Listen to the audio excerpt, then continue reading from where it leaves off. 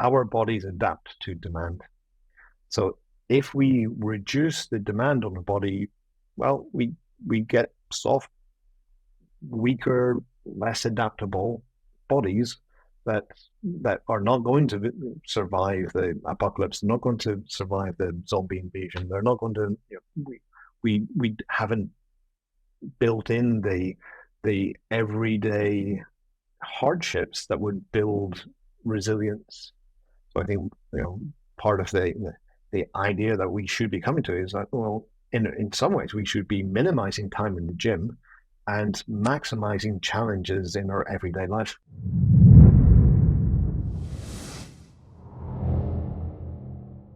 All right, James Earls, welcome to the podcast Holistic Disclosure. Thanks for wanting to talk to us today.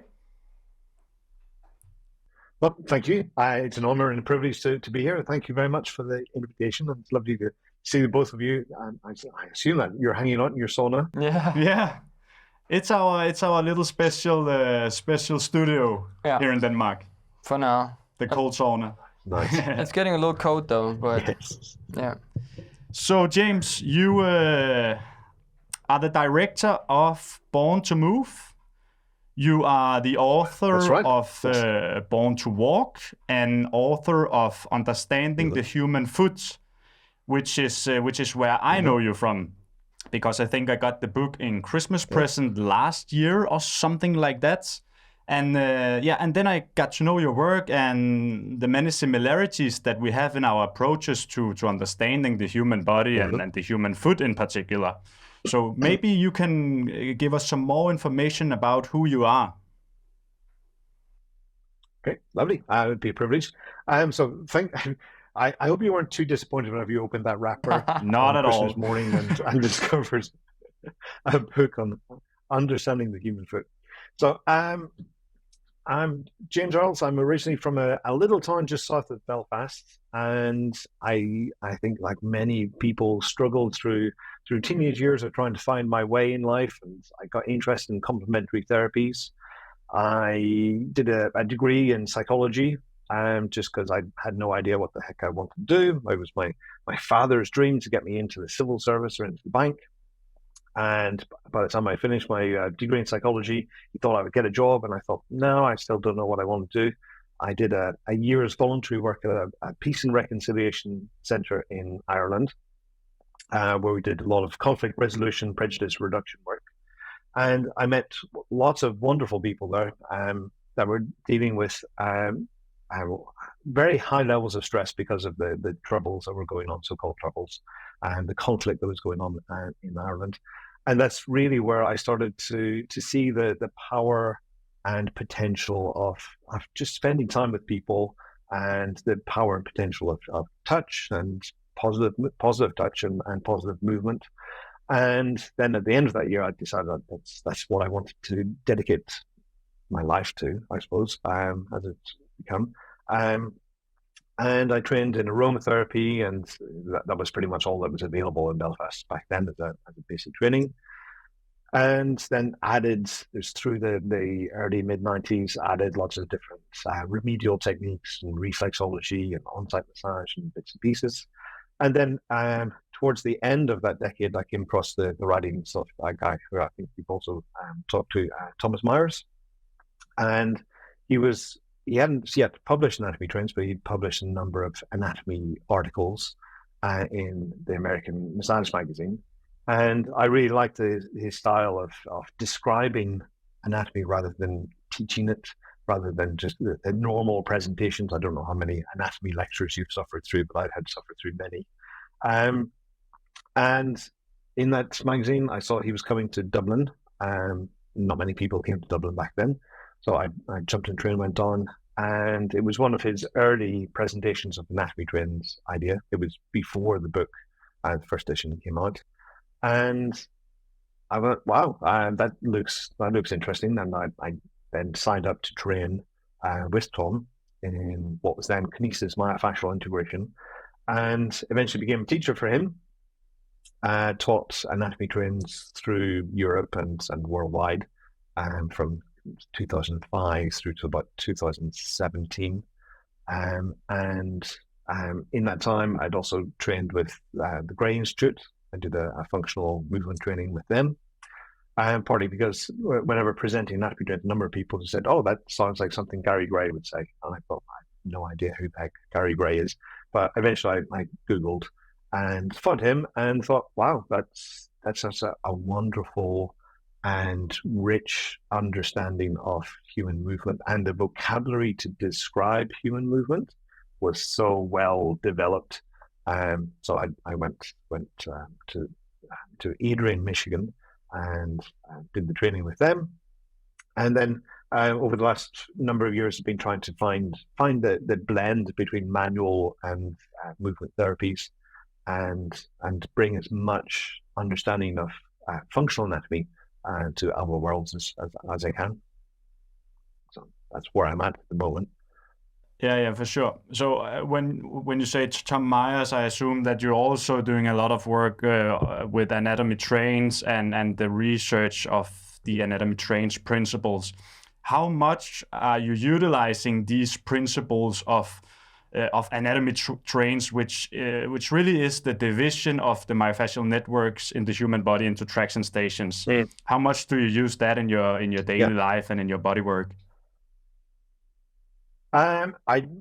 It was pretty much the main model that I used for 12, 13, or even more. I trained in 1999 through till 2017, 2018. So through then it was the primary kind of vision, primary input, primary model of interpretation. And probably much less so now. Because it's I was teaching it pretty much every weekend, and I realized after a while, I'm actually, any question that I'm being given, I'm answering from the lens and the box almost of anatomy trains. And anatomy trains, it's a wonderful full body model, and that's great. And that was, I remember that was part of my excitement, and whenever I first came across it in 1999. Because I had struggled with, like many people, clinical anatomy, and that the idea that we're kind of given that if we understand all of the bits, that we'll understand the whole thing. This is very much part of Tom's story as well. And the idea of the continuities kind of opens up the connections, the interactions, and gives a much wider vocabulary for full body movement. And then with doing the functional anatomy and functional training movement with Gary Gray, actually there are some truths to the anatomy trained model. There are some limits to it, some areas where it kind of breaks down, and with understanding a wider context, it's like, well, I got frustrated with answering everything from that tight box. That there are only so many truths, like I can't keep squeezing my answers into, it's the superficial front line, obviously, or it's the superficial back line, or it's the whatever line, and the lateral line doesn't really stand up to scrutiny. There are many problems within it. I thought that I'm having to underemphasize the problems and overemphasize the connections. Mm-hmm. You asked about the research. I think there hasn't been enough research. For sure. And I think we should come back to that because that's relevant as well. But before we dive too much into the details, can you please briefly explain to the audience who's not aware of what anatomy trains is, just briefly the principles behind anatomy trains? Sure. So anatomy trains came out of Thomas Myers' teaching of anatomy for the Rolf Institute. And it was initially kind of an extension of a game that one of his teachers used to use. Of you start on one area of the body and get to another, and say, so if I started the mastoid process, how can you get me to the medial malleolus of the ankle? By taking one muscle, then another muscle, then another muscle, and how can you kind of track through? And with Tom's kind of playing with that, he actually realized, well, actually, there is a kind of sense of continuity from one muscle to the next, through the fascial tissues. And he developed that idea through what he called the superficial front line, which is sternocleidomastoid, the stuff in the front of the sternum, to the rectus abdominis, and other what he called functional lines, joining the upper to opposite lower limbs. And so it developed a series of 13 different lines, and each on a slightly different layer or at a slightly different angle, and traveling through the body. Many of them have been established. Some of them have been reasonably well researched. There's still more research that can be done. Some of there are overlaps with the work of Leeming and Raymond Dart. Other people had seen similar kind of patterns within the tissue, but it's a way of saying that yes, everything is connected, but and Tom would say some things are more connected than others, and they seem as if they are lines of transfer of force, and many of them can do that, and it is how we kind of adapt and create maybe extra power, extra force, extra stability through the systems. That's particularly true, I think, with what he calls the back and front functional lines, or the posterior and anterior oblique slings of Leeming, that connection from pectoralis major to the opposite lower limb, or through latissimus dorsi, the thoracolumbar fascia, to the opposite glute max. And there are various ways in which we can kind of break it down. So it's an overall kind of map of connections. It's kind of taking the single muscle idea and say, well, actually, we don't move through the world with single muscles. We move through the world with complex continuities, and then kind of that makes more sense internally as a normal human kind of looking at others move. We'll take a quick break to acknowledge one of our sponsors, Nordic Kings. I've been taking Nordic Kings products for more than 2 years now, in everything from their bone marrow to their beef liver pills. And this is to spike my micronutrient profile without having to take any synthetic multivitamin pills, because I don't like the taste of organs. So this solution provides me with the exact same nutrients that I can get from the organs without having to eat them. And they're of course made from the highest quality, organic, grass-fed and free-range cows. And this is exactly why I've chosen to partner up with Nordic Kings for so many years now, because I prefer quality over quantity and always nature first. You can save 15% off your next order by heading over to nordickings.se/en and use the code HOLISTIC15. Yeah. Okay, so we kind of, the traditional way, I'm not a movement expert like Mads is, or you, so I'm more of representing the people that don't really know exactly what you're talking about. The audience. So I'm trying to figure out. But as far as I understand, the traditional way of seeing the body, or if you go to a doctor or a physiotherapist or something, they would tell you joints move with bones and this is how it all structured together. But what you see it as, and anatomy trains, is a unified system where, let's say, your shoulder here might have an influence on your right knee or something like that. Is that the correct way of understanding it? It's a nice, easy way of saying, yes, everything is connected. We use certain, it's kind of, let's say it's a model that could explain why, if you're trying to throw something, so that we open the body, we take one hand back, we put the opposite leg forward, and we feel stronger and more able to use extra force, and there's more force available to us in that position because of the way that we've opened the body. That's helps to put the tissue in kind of optimal positions to create more force, but it also creates more stability and more connection, so we can feel the kind of the anchoring, if you like, from the leg through to the throwing arm. So, for example, or in a yoga class, if you're doing a forward bend, everyone would be doing the same general movement, the forward bend. Everyone would feel the stretch or the stimulation in a slightly different area, because they're not stretching the erector spinae, or they're not stretching the hamstrings. We would say that maybe they're stretching the continuity that Tom lists as the superficial backline, for example, which is all of the soleus, the calf muscles to the hamstrings. There's a ligament that crosses from hamstrings over to the big back muscles either side of the spine, the erector spinae, and they go all the way to the head. So that line would be stretched, and each person in that class would feel the stretch or the strain in a slightly different area because of their body, because of their posture, because of the way they have or have not moved previously, or because of the temperature in that part of the room, or all of the other variables. So that's the fascia, right? Just a moment. Just a second. The unified arm is not. That doesn't have fascia. Yeah, let me break in while you handle the mic. Yes, sir. So you are currently speaking about the fascial interconnectivity in terms of movements, but is there also a way in terms of manual therapy, for example, that we can utilize the principles of the interconnectivity of the myofascia?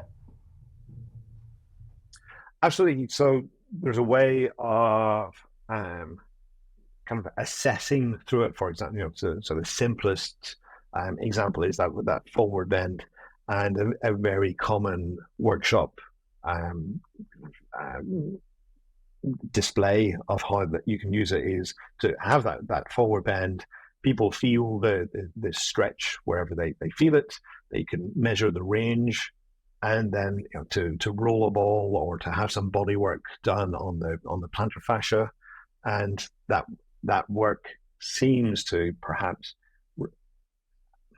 help release or give more length through the rest of that line, and so the range can increase. The position or the area that's being stretched can alter for some people.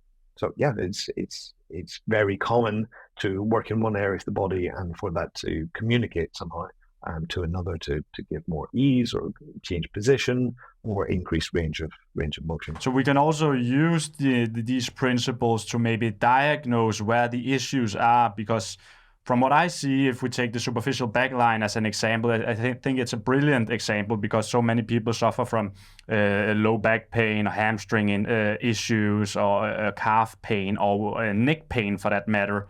Can we also use it to kind of diagnose that the issue is not always local to where you perceive it, but maybe stems from another place on this myofascial tract? Absolutely.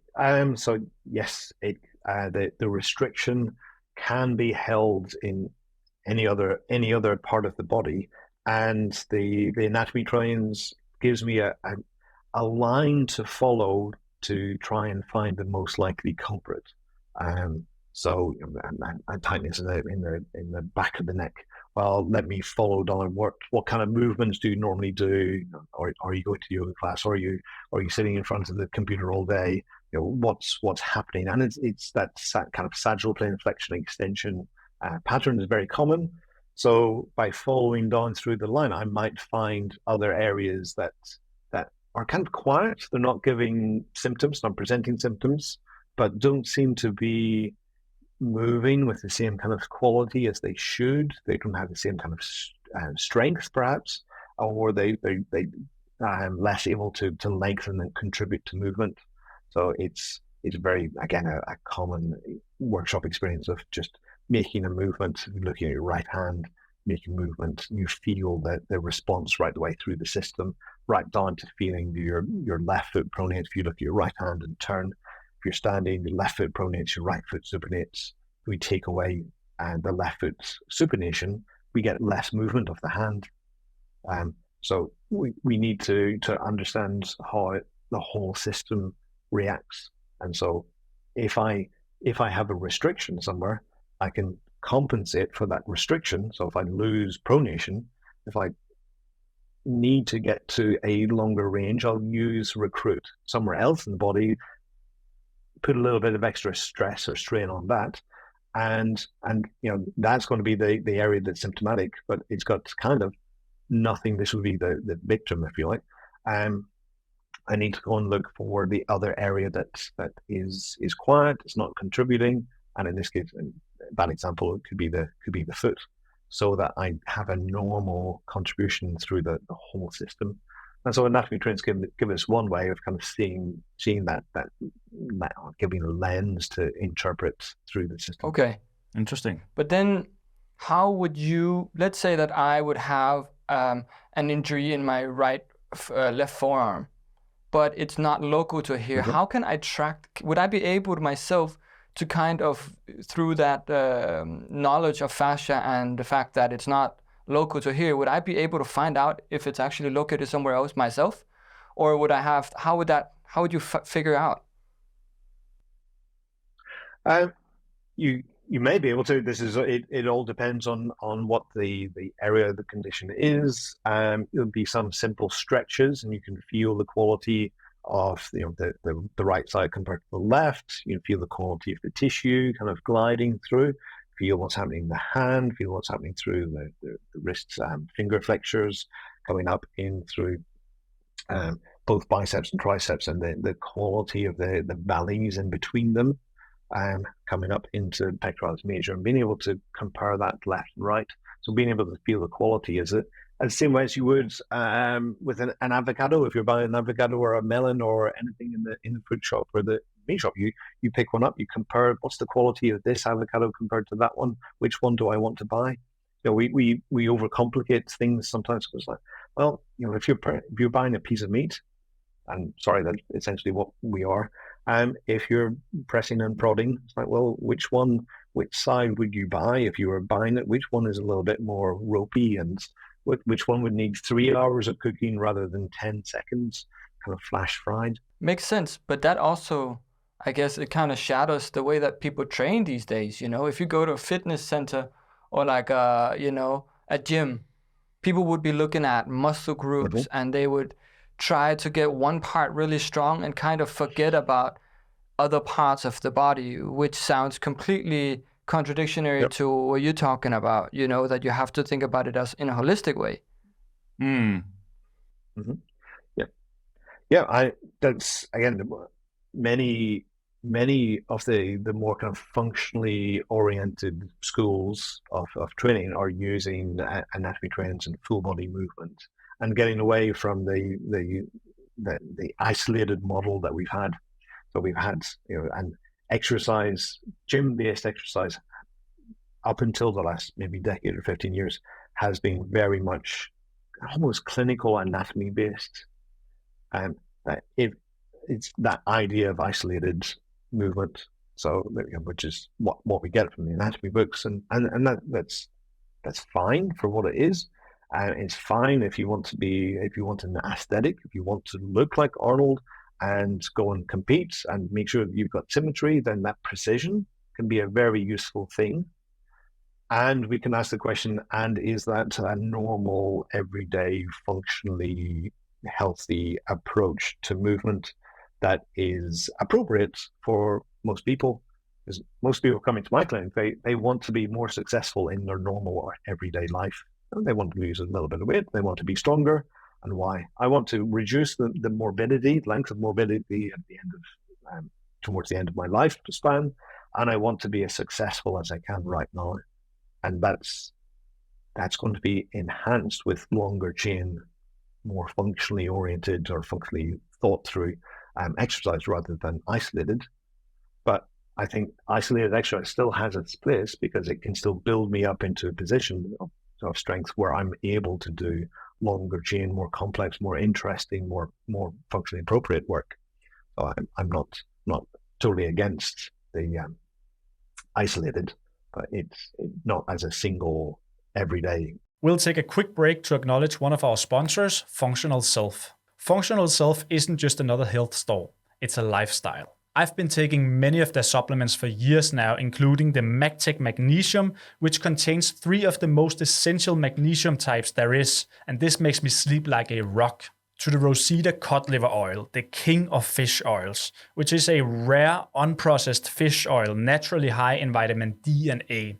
And this is actually one of my favorite products. I've been using it for many years now, and I'm even giving it to my 2-year-old daughter. Functional Self offer a carefully curated range of biohacking tools, supplements, and functional foods that are scientifically proven to restore optimal health. So if you're serious about taking your health to the next level, check out the full range at functionalself.com and save 10% off your first order by using the code HOLISTIC10. Makes a lot of sense. But do you think that traditional training principles that we see today in contemporary gyms, do you feel that they serve any functional purpose whatsoever? I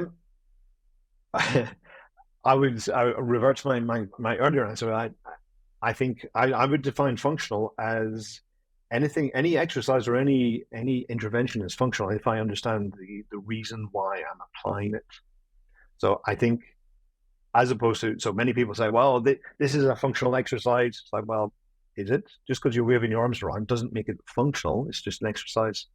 If I understand why I'm doing that, and not necessarily as a general punter, but if I understand why I've prescribed it or suggested it to my client or to my training partner, then that's functional because it's helping improve the function of my client, and it's the understanding that makes it functional is my definition.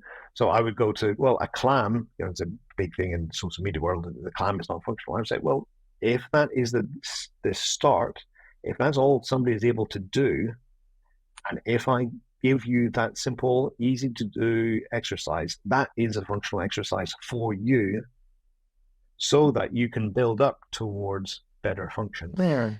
But isn't human functionality, mustn't that be transferable to how humans evolved to move? And when I say evolved to move, I mean walking, and you know everything about that, running, hunting, throwing, particularly also climbing, all these evolutionary processes that we did like 100,000 years ago. Isn't that really the fundamental foundation of functionality? Absolutely, and that's where I want to get my clients to a position where they're able to do all of those wonderful life-saving things that we've got the strength, the adaptability, the range of motion, the coordination, the skill to do that, and that's absolutely that is kind of the peak of functionality if I'm able to achieve all of those things and do them with enough skill. It's obviously there's going to be a hierarchy of those that can climb Everest and me. And I wouldn't go as far as to say, well, it's only functional if I'm replicating something that looks like climbing or looks like pulling and pushing. Yes, I understand that argument. I would say, well, for my individual client, going back, the clam might be the first functional step on that pathway towards it. And so there's this very kind of anti-isolated movement. It's like, well, yes, I don't want all of my clients doing that because there are limitations to that, and I want them to be able to get into these complex, interesting, life-saving, essential, evolutionary, consistent patterns, so that they can minimize that length of mobility at the end of life. So it also, I've been thinking about this since I've been wanting to ask you, the way that we move, just normal people in day-to-day life, they sleep in a very soft bed. They wake up, they take slippers on, they put on slippers, they go and then they sit in the car, heat up the car, go to work, sit in front of a computer 8 hours, sit in the car, or maybe they do some groceries, they walk, maybe they don't. Then they go back and they sit in a TV and watch TV for the rest of the evening. That movement, what does that do to our body? Like, does that cause injuries? Is that why, how can, and yeah, maybe just talk what that does to our body first. There's I think hinting towards what Daniel Lieberman and many others within kind of paleoanthropology have called the mismatch theory, and this idea that we've evolved this physique, this arrangement, in order to survive the reality of the natural world. And we have created for ourselves a very unnatural world, a very comfortable world. And one of the main principles in anatomy, what's called Davis's law and Wolff's law, essentially the body responds to the demands placed upon it. So Davis's law is the soft tissue, Wolff's law is the bones. Essentially, our bodies adapt to demand. So if we reduce the demand on the body, well, we get soft, weaker, less adaptable bodies that are not going to survive the apocalypse, not going to survive the zombie invasion. They're not going to. We haven't built in the everyday hardships that would build resilience. So I think part of the idea that we should be coming to is that, well, in some ways we should be minimizing time in the gym and maximizing challenges in our everyday life. We should be running to the shops. We should be putting the shopping in our rucksacks and running home, or lightly running. We should be going over the hills. We should be taking the stairs, not the escalators. So the solution is not to go and do an hour of CrossFit after work. The solution is to incorporate this movement into your routine instead of trying to, stay in shape or go to a gym or something like that. You actually have to find a way to incorporate it in your everyday. As much as one can, and it's being realistic that we've all got a lifestyle that we have to pay for, and part of the payment and the contract for that is that we sit in front of a computer, or we sit down at a desk, or we sit somewhere and do something that produces enough money so that the whole system can keep going around. And if I'm in that situation, then my opportunity to give myself hardships are limited. Yes, we can experiment with a standing desk, but that's not that much of a hardship. So how do I compensate for the 7 hours of sitting? Well, then CrossFit Gym has its place. I need to go and push my body in that intense period to compensate for the other bits as much as I can. But by making as many smaller adaptations through the day, just the classic examples: getting off the bus 3 stops earlier, or always taking the stairs instead of the escalator, or putting as many of those small hacks to get your circulation going, to build muscles, to get them activated, get some movement into the day. All of those are usually important. Okay. Well, I want to change the subject a bit, because I didn't read the Born to Walk yet, which I don't know if it's your most famous book, but it's the one that I've heard most about. So maybe we can talk a little bit about that. I want to know at first, why did you choose in the first place to write that book? I think it's my frustration with anatomy and approaches to anatomy, that very few approaches, schools of thought, both bodywork and movement therapy, could explain to me normal everyday movement in anatomical terms. So the Thompson anatomy trends at that time wasn't functional. It was a very structural model, that easily transferred across to yoga or Pilates, but didn't address the complexities of normal real life movement. So whenever I did the Gary Gray training back then, that was 2014. They had a very physiotherapy bias in their anatomy, which is very skeletal based. So they've talked about the bones and the joints and the bones and the joints. And that was a friction for me, because I was so used to talk about myofascia and fascia this and so there was a 2 different worlds, a skeleton based world and a soft tissue based world. And I thought, well, can we put those 2 worlds together, and can we use anatomy to explain normal everyday life movement? And so Born to Walk is my attempt to do that. And also my attempt to break down kind of one of your earlier questions of how can I understand a symptom that might be coming from somewhere else. So I broke down walking into what I call the essential events. So, for example, if you're taking a step, you can't get into as much hip extension, for example, if your ankle doesn't dorsiflex, or if your big toe doesn't extend. You might make a compensation and maybe turn your foot out, but that changes the way in which the force comes to your hip, for example.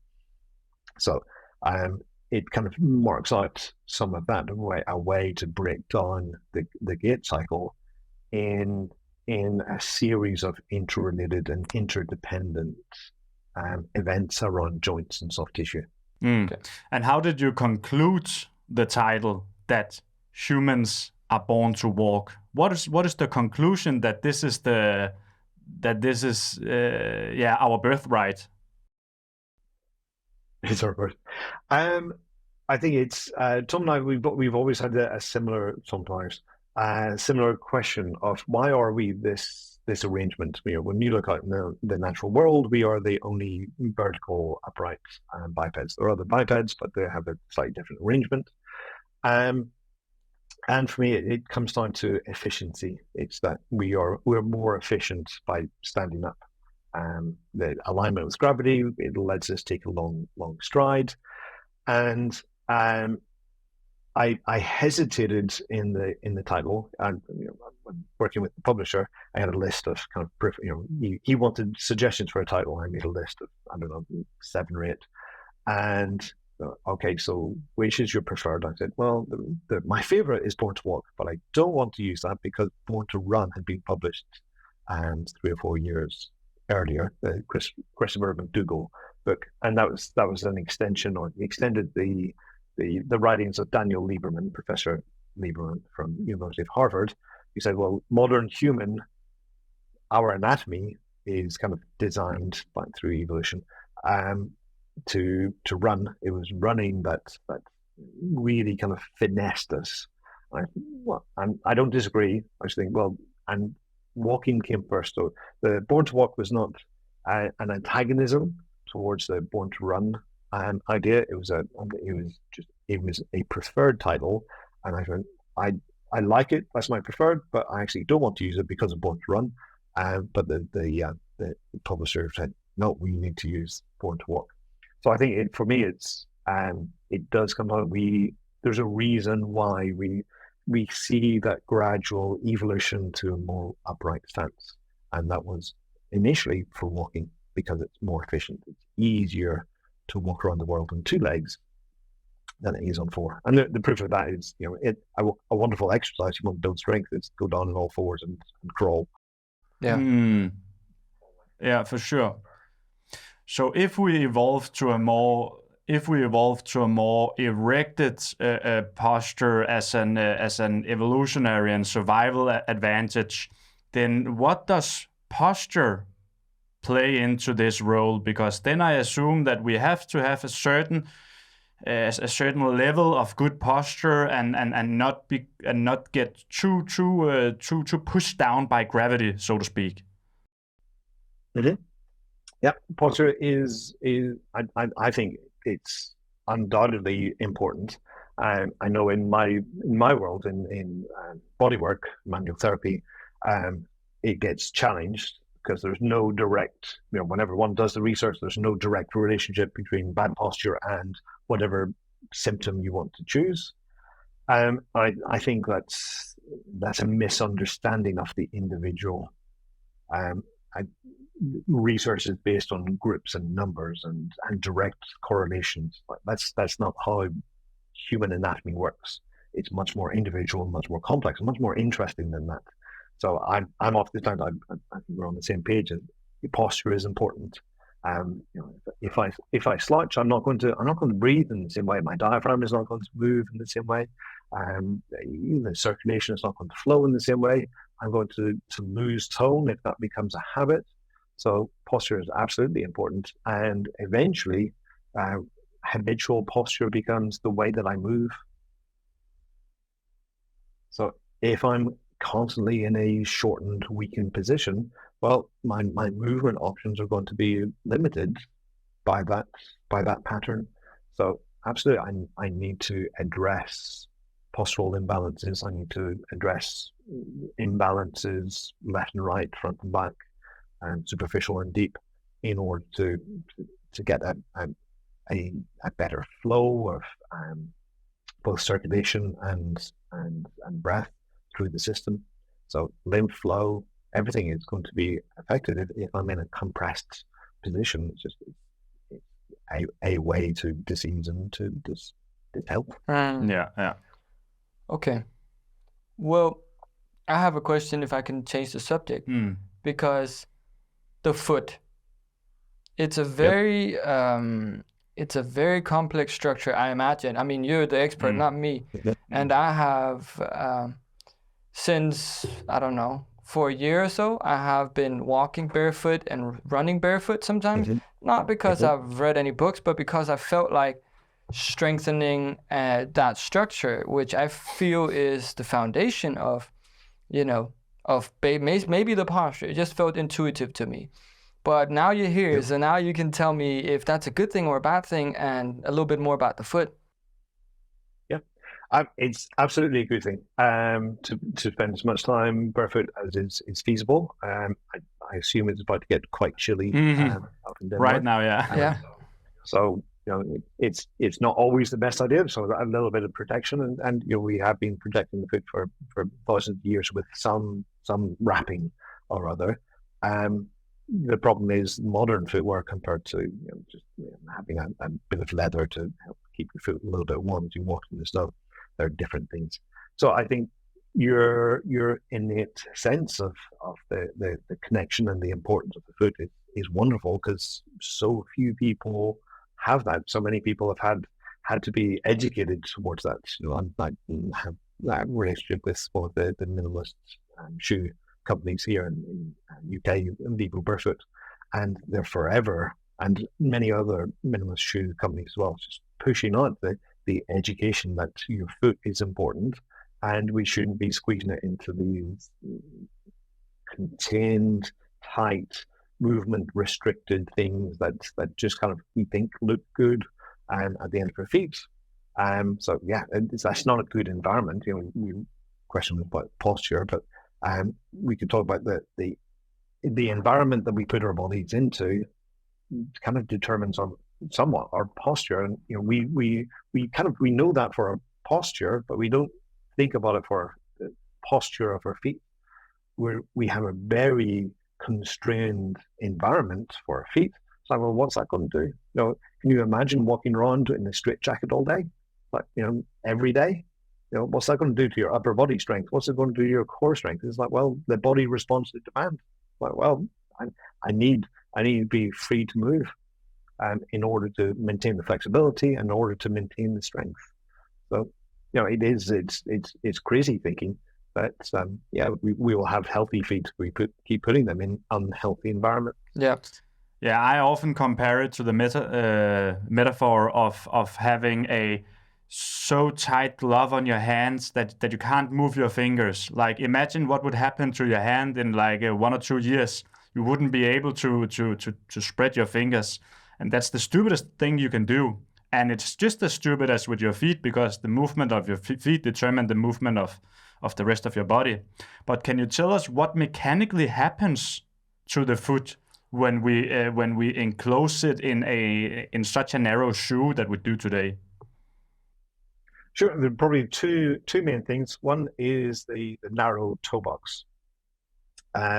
So the toe box being the encasement around the toes, and because the aesthetics of most fashion shoes are towards a pointed front, and that pointed front it does what you see on the outside to the inside.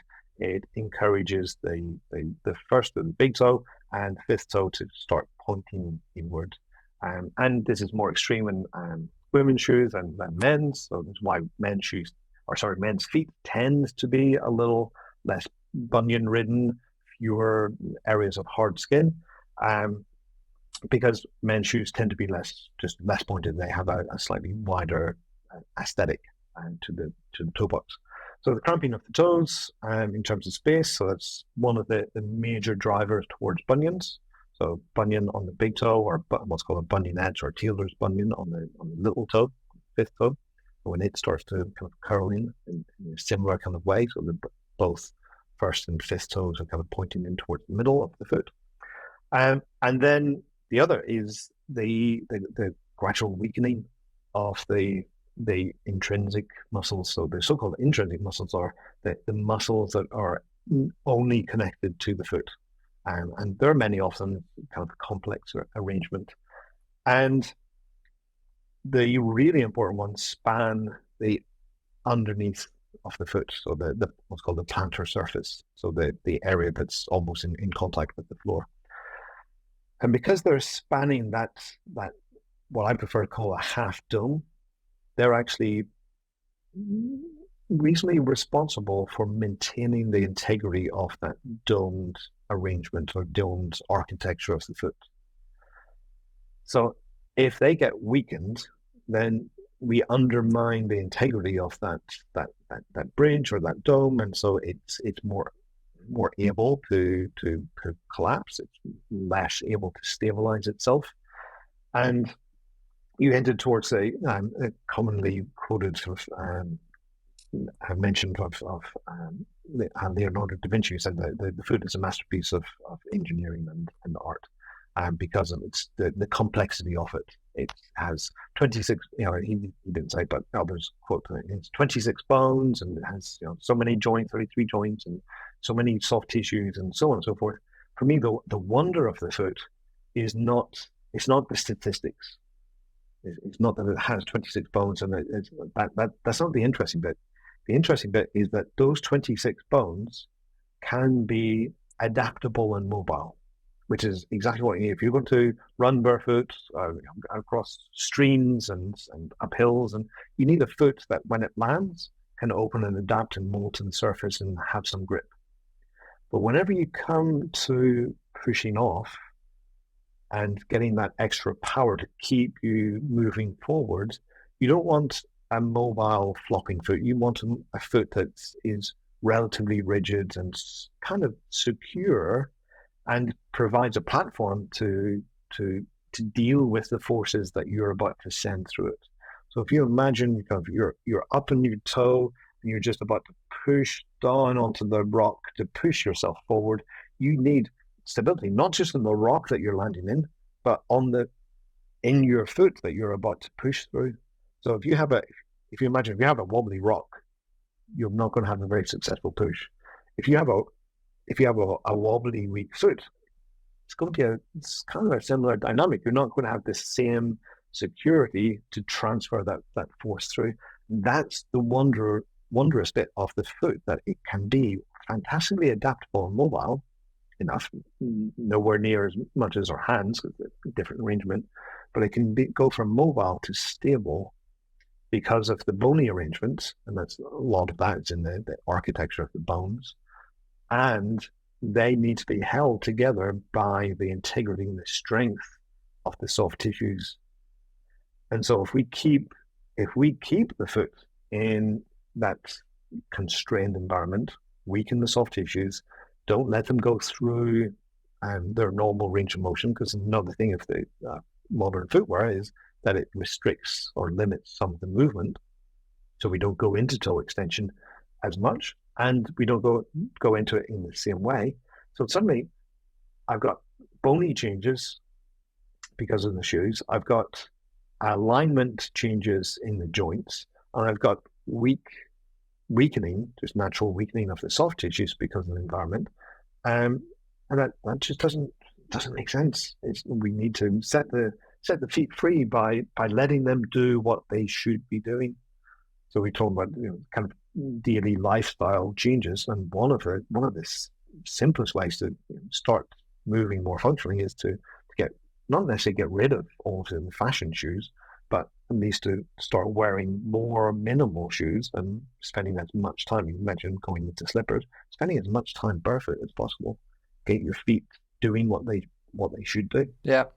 And I would say I could feel it when I started doing that. First, I started walking, and even that was a bit harsh on my feet. I would just if I would go somewhere, I would just take off my shoes and just walk home in the streets, and people would think I was fucking crazy. But I would do it. And then after a while, I'm like, okay, this is getting easier. Like after just a couple of weeks. So I was like, let me try to run with this. So I ran, and my point is you can feel that your feet get stronger so fast, and you can feel that it's so much more comfortable when you're not working out or when you're not running. Also, just like the texture that is not so like the skin is not so soft. That's also a big part of it. Once that gets hardened as well, you can really feel how comfortable and how right it feels to be walking around barefoot when you're not working out. So I mean, I could definitely feel what you're talking about and how it works. But it's good to know, how complex of a structure it actually is. I had no idea. Well, I can recommend these 5-finger shoes that you are probably also aware of, James, for the winter months, like now here in Denmark, where you can't walk outside and barefooted without getting frostbites. Then these are actually amazing because they are replicating so much the real barefoot movement, right? Maybe even more than these barefoot shoes do, like the Vivo barefoot or whatever they're called, because they still you still don't have free movement for all 5 toes. You know what I mean? Mm-hmm. Yeah. I have no objection. I think the biggest thing is just to get out of restricted footwear. So whether that's the 5 toes or the 5 fingers or the Vivo barefoot or Belenko or any of the other brands, it's the most positive step, no pun intended, is to minimalize your footwear. Mm-hmm. I have a little bit of a different question, but still for the foot. And I don't know if you know about this, but in ancient Chinese and Indian medicine, under the foot, and that speaks to a holistic body and a unified body as well, you have all of the organs under the foot. So that's why, for instance, foot massages in the Eastern world is so important, because you can massage and actually find out with the meridian point under the foot if you have liver problems, or at least that's the traditional way of understanding it. Is that something you've come across in your examining of the foot and the structure of the foot? Does this have any, actual proof or anything to it? So back in the 90s, after training in aromatherapy, I trained in reflexology. So yes, I'm familiar with the idea of the reflexes and the interactions. I'm not sure how it stands up to scientific investigation, but I struggle with science at the best times. I don't think it's the best model for investigating many things that we're talking about. I have found it very useful to work with clients through those kind of reflex patterns that you just described. So I think there are wonderful connections that we don't have a scientific vocabulary for, or a scientific understanding of just yet. And anyway, I think yes, we have the potential for those reflexes. And I also think, well, is it just that I've taken 30 minutes or 60 minutes just to sit down and to spend quality time touching somebody? So there are at least 2, possibly 3 levels in which I might be benefiting my client or my partner, or even myself. It's just, well, one is the physical stimulation and whatever direct and indirect benefits that might have. There is the touch, the unconditional, loving, appreciative touch of one person to another that's uncomplicated by any other agendas. And there's the relationship. So that, if I'm sitting and rubbing somebody's foot, we're not doing something else. We're not being distracted by whatever's happening on Twitter or Instagram or whatever else. We're just sitting, and either sitting in quietness or having a conversation. And it's usually much more intimate than whenever we meet for a coffee in Costa or Starbucks or whatever. So I think there are many, many healing properties and potentials for that. approach. That's an interesting thing. Do you have something? Yeah, but let's say that you are one of the many people, almost 100% of the world's population, who have compressed toes and bunions and all that stuff that we have from the shoe use. Is there a way that we can reverse it so we can get our feet back to its natural baseline again? Absolutely. So the first is to almost like as you would if I hadn't been to the gym for 10 years, you would not say, okay, well, tomorrow we're going to run 10K and then we're going to do 100 press ups and 100 sit ups. I need to try titrate and build up. So first thing is, well, when are you going to be able to not wear shoes? So let's have a 30 minutes, maybe even 1 hour. And in what environment? There's one thing not wearing shoes in the house, and another thing not wearing them whenever you walk to the office. So let's build up. Let's build up the challenges gradually, as you would with any kind of exercise program, and then also it's like, well, what kind of exercises are you interested in? What kind of exercise routine do you already do? How can I work this in? Do you get excited by the idea of exercise, or do you not? If you don't, it's like, well, let's just keep building up with more time spent in minimal footwear. Let's give you other movements in minimal footwear where you're, as Jakob, you discovered, it's like your feet have no choice but to strengthen if I'm wearing minimal footwear. So as I gradually build up, there's like, well, can I then start integrating using some exercises as well? So can I start looking at toga? Sorry, James, we're back. Can you hear us again? Okay. I can, yes. Okay, yeah, we had a... Yeah, so you froze, I kept going. Okay, let's see, it's still recording. Yeah, okay. So, okay, where were we when we left? We were talking about how to get back to our neutral baseline of the foot. So, I was saying, they gradually build in and to kind of titrate in and to build up as you would with an exercise program. More gradual exposure to barefootiness. So take away the shoes as much as possible gradually, and being aware of the influence of. So it's not just time; it's also the environment. So it'd be easy to take to go barefoot around the house. Not so easy to walk barefoot 10 minutes to the office, but that would be a next kind of step. I might, with a client, have a conversation about their level of interest and motivation for exercise, and if that's high, then I might prescribe. Yeah, well, these are some exercises that you can do for your foot, and there's a wonderful article entitled "The Core of the Foot." Everybody in the world knows. Yeah, I can go to the gym. I can work out my core. I need to strengthen the core, whatever that means. It's challenged a little bit, but we know that. We know the benefit of that. Well, actually, your foot also has a core, and those intrinsic muscles need a workout. So we do isolated and functional kind of exercises for the core, but we can do isolated and functional exercises, long chain exercises for the foot. So if a client is very motivated, and if they the triathletes, they love statistics, they love precision.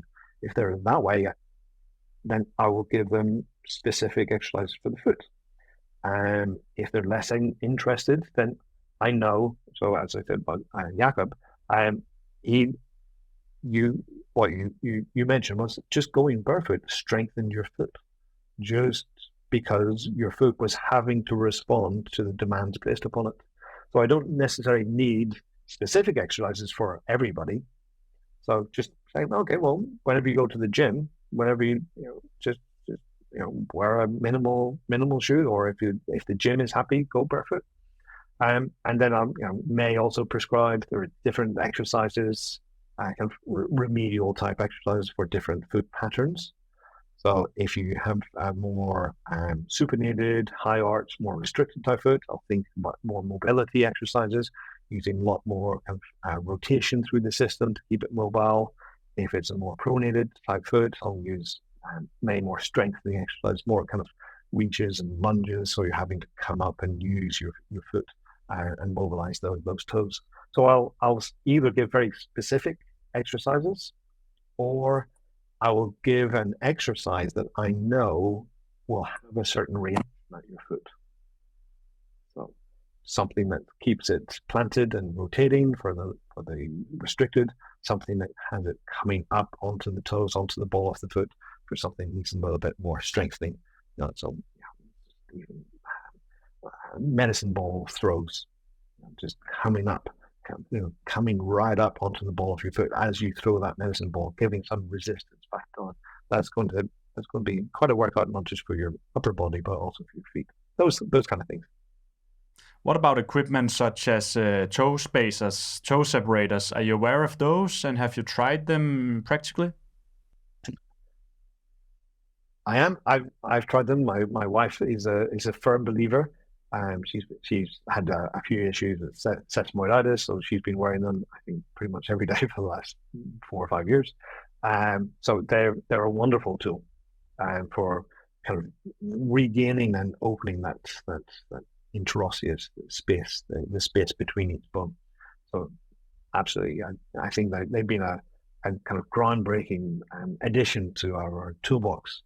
So we can have toe spacers, we can have all kinds of the elastic band exercises, so we can isolate the big toe and little toe, and we can use it in flexions and extensions. So flossing, so many more interesting things. And I've come out, Thomas Michaud, Human Locomotion, he has a wonderful platform, and that really gives your toes and your feet a workout. So there are lots of things to look into. That's good. It's kind of similar to my own perspectives, because I often my kind of protocol for getting the foot back to its neutral baseline is, of course, as you say, being barefooted. That's number one. If you want to have a normal functioning foot, get barefooted, and then do your movement with these toe spacers on, because then you will naturally force the toes into their correct position. And while you then do the movement, do the stretching, do the muscle stimulation, you do it with an optimal standpoint. So it's kind of interesting also to hear your perspective there. Yeah. And I might need to do some remedial, some specific work in order to ensure that the foot can achieve those ideal positions. So I might need to kind of redress, going back to the kind of the idea of the climb. I might need to be very specific to make sure that your toe can extend before I give you certain things. I might need to make sure that your foot has a certain amount of strength locally before I give you the longer chain things. So I think it's much more appropriate to make sure that there's adequate strength right the way through the chain. So talk about coming back right back to the start where we're talking about the isolated exercise. There's no point in having this huge upper body if my feet can't deal with that load as I'm trying to throw a rucksack up to my partner, or who's managed to get over the ledge. For sure. Do you have more? No, I've gone through all my questions. It was. Otherwise, I want to end with asking you the question: what do we do as a regular person? What should we do in order to get back to our standpoint as a human being, from a movement perspective, from a functional perspective? What do we need to do? What do we need to change? Specific things we can do. What do we need to change? Oh God, there's so much.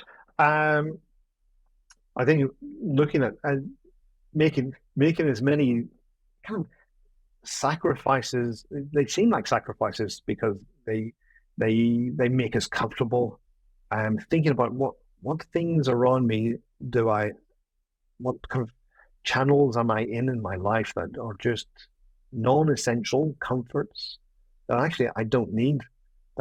And by removing them, give my body a challenge, because I need to think through to not my current level of health and comfort, but think of my last 10 years, my final 15 years of life. A wonderful book by Daniel Lieberman called Exercise, where he really looked at the length of morbidity and I think Western society and Western medicine has got wonderful at extending our lifespan, but we've actually got worse at our levels of health. So in indigenous populations, in areas that are being less industrialized, less westernized, less comfortable, lifespan may be shorter, but health is longer. And so by making decisions to remove some of those easy comforts that we like, it's going to decrease that even more uncomfortable length of time of morbidity where we can't move. Think to your older relatives. How healthy are they? How much are they enjoying their old age? Are they able to still go for hikes? Are they able to still carry their shopping? How many of them, and this particularly in America, and increasingly in the UK, how many of them are on oxygen? How many of them are in wheelchairs, particularly electric wheelchairs? So the more sacrifices that we can make now for those comforts, the more we put off those uncomfortable comforts of the wheelchairs and the oxygen tank. Basically, embrace the discomfort. That's what we need to do. We need to have a mindset that says, I'm not afraid of doing stuff that's not comfortable right here now, but it's going to benefit me in the long run. Yeah. And that's the people that go to the gym are the ones that are, okay, I'm going to feel uncomfortable this evening or tomorrow morning, but I'm doing that for the benefit of my health.